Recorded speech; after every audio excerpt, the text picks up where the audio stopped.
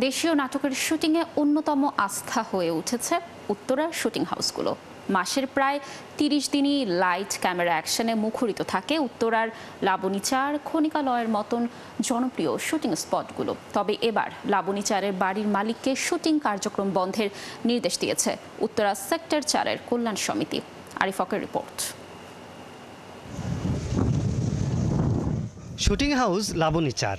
রবিবার উত্তরার ৪ নম্বর সেক্টরের ৪২ নম্বর বাড়ির মালিককে শুটিং কার্যক্রম বন্ধের নির্দেশ পাঠায় কল্যাণ সমিতি। নোটিশে বলা হয়, শুটিং কার্যক্রমের কারণে সেখানকার বাসিন্দাদের স্বাভাবিক জীবনযাপনের পরিবেশ বিঘ্নিত হচ্ছে, তাই শুটিংয়ের উদ্দেশ্যে বাড়ি ভাড়া দেয়া বন্ধ করতে হবে। শুটিং হাউস বন্ধের ঘোষণায় সামাজিক মাধ্যমে প্রতিবাদ করেছেন তারকা ও নির্মাতারা। তারা বলছেন, এ ধরনের সিদ্ধান্ত শিল্প সংস্কৃতিকে বাধা দেওয়ার শামিল।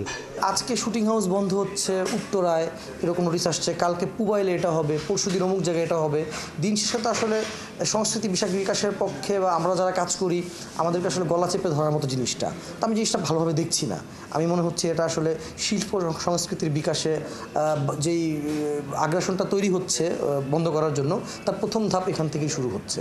বন্ধ করে দেওয়া তো কোনো কিছু সমাধান না। আমরাও তো সমাজের বাইরের কেউ না, আমরাও তো সমাজেরই একটা অংশ। আমার কাছে মনে হয় যে এরকম মতের পার্থক্য থাকবে, এরকম সমস্যা থাকবে, আবার সুবিধাও থাকবে। তো এইগুলো নিয়ে ইনশাল্লাহ আমাদের আগায় যেতে হবে। এ বিষয়ে জানতে যোগাযোগ করা হয় উত্তরা সেক্টর ৪-এর কল্যাণ সমিতির সাধারণ সম্পাদক মুর্তুজা আলীর সাথে। অভিযোগ সবসময় ছিল এবং এই ধরনের কার্যক্রম সবসময় থাকে। ভাইয়া, আমি যদি অফিসিয়ালি স্টেটমেন্ট দিতে চাই, আমাদের তো একটা বোর্ড আছে। জি জি। তো আমরা একটু বোর্ডের সাথে, কালকে আমি একটু ঢাকার বাইরে আছি, আচ্ছা, আমরা কালকে সন্ধ্যায় একটু মিটিং করব। শুটিং হাউস বন্ধের ঘোষণা, সমিতির এমন সিদ্ধান্ত দেশের শিল্পাঙ্গনের জন্য এক অশনি সংকেত। তবে উভয় পক্ষ আলোচনায় বসে এই সমস্যার সমাধান করা উচিত বলে মন্তব্য করছেন বিনোদন অঙ্গনের শিল্পীরা। আরিফ হক, ৭১, ঢাকা।